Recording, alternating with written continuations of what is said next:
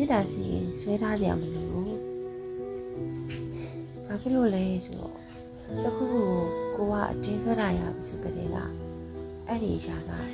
ကိုစီကနေရုံထွက်ခြင်းလို့ပေါ့မေတ္တာဆိုတာအပြည့်နဲ့နားတယ်မို့နဲ့တိဆောက်ထားတာပါ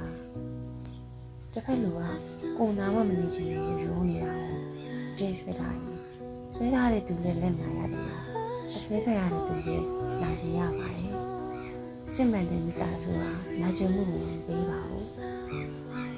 တကားတွေကိုအကုန်ဖွင့်ပေးထားပါရဲ့ဘယ်မှမသွားပဲကိုနာမပဲရှိနေပြီလားညီမစစ်မှန်တဲ့အတန်ရောဆိုတာငါ့ကိုချစ်ရင်မသွားနဲ့လို့ကန့်သက်ထားခြင်းလို့ပဲသူ့တည်စင်တဲ့သူကိုနာမရှိနေတာအဖိုးတန်ဆုံးပိုင်ဆိုင်ခြင်းပါပဲမေတ္တာရှင်ရဲ့ကဘာချနေပါစေသူကကိုယ်စီကိုအမြဲတမ်းနားနေပါလား